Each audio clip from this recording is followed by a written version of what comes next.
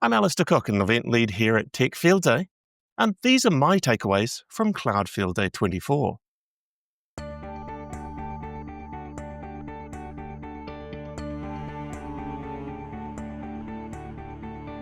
Cloud Field Day 24 leaned into the private cloud theme a lot. For both larger and smaller organizations, on-premises is always a component of their cloud success. And really, bridging private and public cloud is often about data movement strategy and seeing some sort of unified management that will help them with that multi-cloud and hybrid environment that we commonly see in enterprise organizations.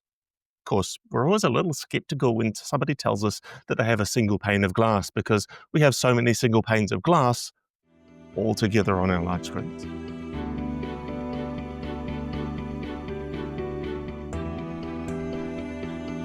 My first takeaway is to keep your data close and your cloud closer, or at least your data in your cloud close, because of course, without the data to run our applications, we've got nothing to deliver to our end users. And timely access to that data is the thing that turns our applications into something that's pleasant to use rather than being frustratingly slow. So compute and data together is what we need for cloud.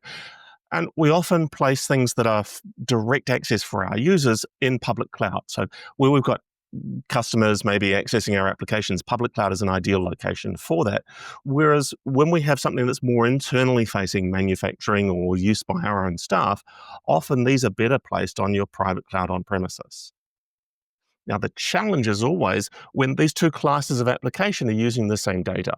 And so we saw some strategies from Pure Storage around getting at a strategy for getting the right data in the right place. And we've seen this as being an ongoing thing.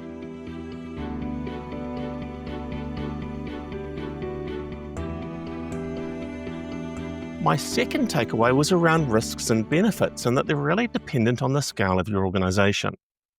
We know risk-taking is an important part of both business and actual lives, and that we take risks in order to achieve a benefit.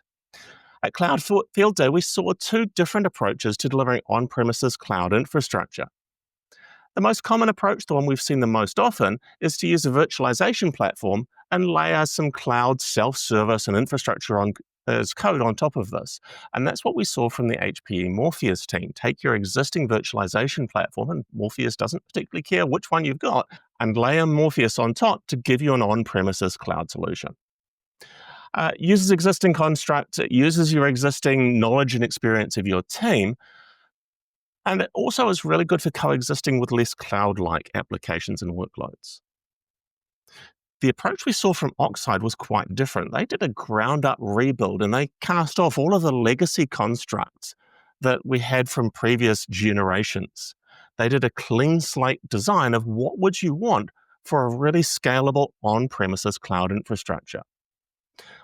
This suits delivering real cloud applications, but it doesn't really leverage things that you've had before. Now, the surprise in this is that we expect smaller companies to take smaller risks. The surprise in this is that we expect the smaller companies to be able to be more agile and accept these larger risks. Yet, the reverse is true here.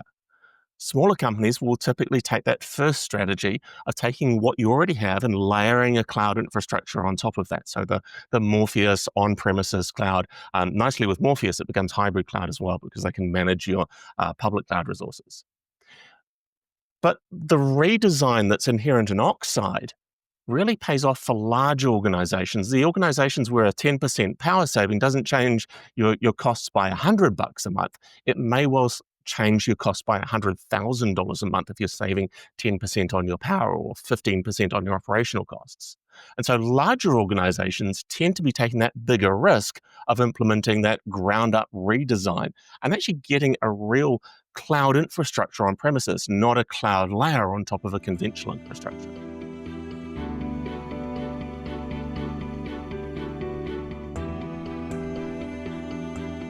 My third takeaway from Cloud Field Day 24 is that constant innovation means constant exposure.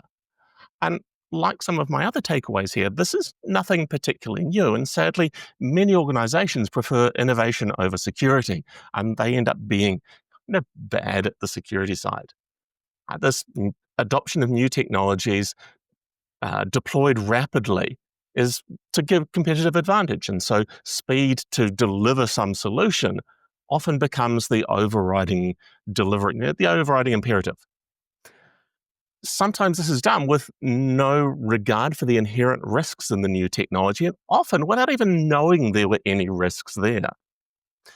We have seen the Model Context Protocol, or MCP, in pretty much every AI presentation in the last 6 months since MCP was launched, and it's a way to connect together AI components and applications.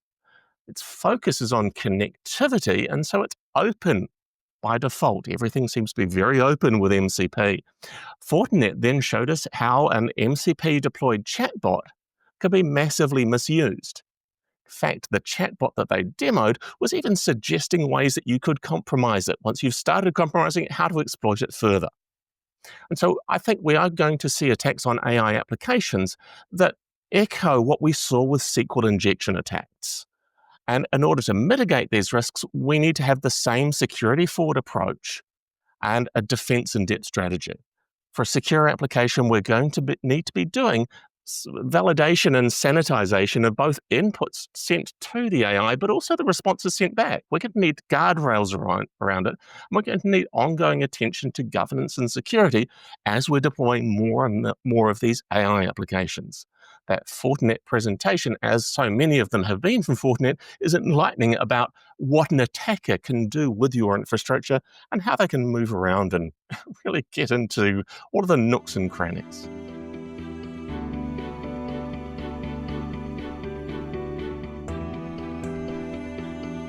I'd like to thank Guy Curry and Mitch Lewis from the Futurum Group for lending their expertise at Cloud Field Day 24. Of course, all of the delegates at Cloud Field Day are awesome people, and Guy and Mitch are just within Futurum Group, and it was great to have their insights. You can find, of course, all of the delegates on the Cloud Field Day 24 website, on the Tech Field Day website, and follow up and find all of their opinions and their thoughts as well.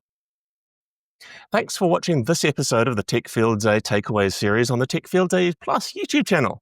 If you enjoyed it, be sure to like, subscribe, and share your thoughts on Cloud Field Day in the comments. Follow Tech Field Day on X, Twitter, Blue Sky, or any of your other kinds of favorite social media, and check out the presentation videos on the Tech Field Day website and the YouTube channel. We'll see you at our next Tech Field Day event, Networking Field Day 39, on November 5th and 6th.